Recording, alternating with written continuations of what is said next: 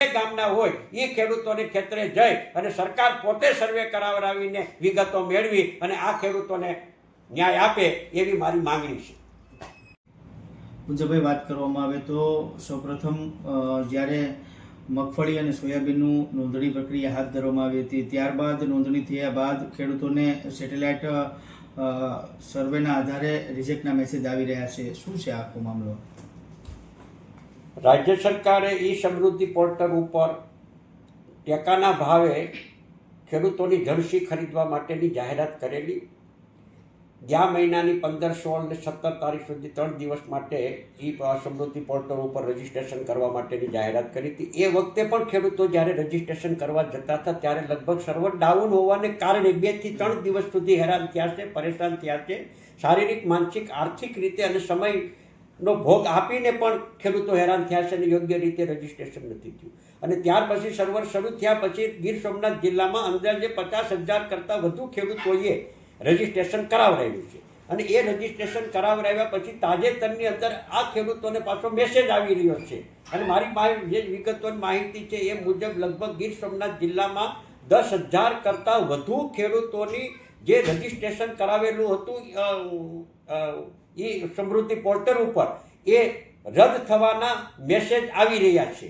એમાંથી હું પણ એક ખેડૂત ખાતેદાર છું અને મારે પણ 20 વીઘાની માંડવી જે છે અને મને પણ મેસેજ આવ્યો છે કે તમારું સેટેલાઇટની ઇમેજની અંદર તમારા ખેતરમાં મગફળી વાવેલી આવતી નથી એવું જ્યારે બતાવવામાં આવ્યું છે ત્યારે અને ગ્રામ સેવક મારફત તમારે ડોક્યુમેન્ટ પુરાવા સાથે અરજી કરવાની રહેશે. ત્યારે મારા રાજ્ય સરકાર પાસે અને રાજ્ય સરકારના કૃષિ વિભાગ પાસે સવાલો છે કે નરેન્દ્રભાઈ મોદી અને ભાજપ સરકાર દ્વારા તો startup India, scale India, make in India, digital ઇન્ડિયાની વાતો કરી હતી. હવે ડિજિટલ ઇન્ડિયાની વાતો કરનારી સરકાર શા માટે એ સેટેલાઇટ ઇમેજની અંદર ખેડૂતોએ વાવેલી મગફળી નથી આવતી?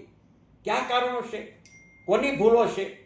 આ સેટેલાઇટ ઇમેજ ન આવવાને કારણે ખેડૂતોને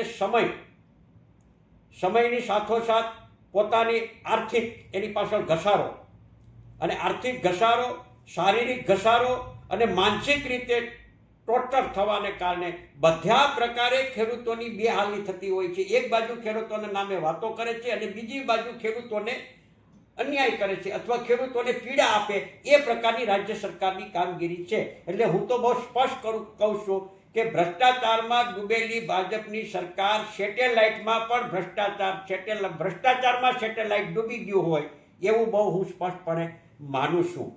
મારી પોતાને આવી છે એવી જ રીતે ઉના તાલુકાના ઘણા બધા ખેડૂતોની અંદર. અને બીજી રજૂઆત એક એ આવી છે કે મારી દાખલા તરીકે મારું ખેતર છે અને મગફળી છે, મારી ખેતરની બાજુમાં બગીચો છે. હવે બગીચો જે આવ્યો છે એ બગીચો તો સિટેલિટી ઉપરથી આવે છે, તમને સ્પષ્ટ દેખાય છે. સુલતાનપુરના ગામના 4 ખેડૂતોએ પોતાના ઓલાની અંદર બાજુમાં બગીચો છે, મગફળી છે, એની ઇમેજમાં પણ મગફળી સંપૂર્ણપણે દેખાતી હોવા છતાં પણ સેટેલાઇટ ઇમેજમાં આવતું નથી એમ કરીને એને મેસેજ આવ્યા કે તમારે તો હવે ગ્રામસેવકને અરજી કરવાની. ગ્રામસેવકને અરજી કર્યા પછી પાછા એને ડોક્યુમેન્ટ પુરાવા આપવાના, એને આધાર પુરાવા આપવાના, ફોટા પાડવા જવાના. એટલે ખેડૂતોને તો બધી રીતે બરબાદી છે. હવે ખેડૂતોને જો તમે હામી થવાની વાત કરતા હોય કે ખેડૂતોને મદદ કરતા હોય તો તમે ગ્રામ સેવકને અરજી કરવાને બદલે જેટલા ખેડૂતોની રજીસ્ટ્રેશન રિજેક્ટ થયું છે એ તમારા ગ્રામ સેવક મારફત અથવા જે તે ગામના તલાટી મંત્રી મારફત સર્વે કરાવીને જે ખેડૂતના ખેતરમાં વાવેતર થયેલું છે એને સ્વીકારી અને ચાલો ખેડૂતો પાસે શા માટે કરાવો છો?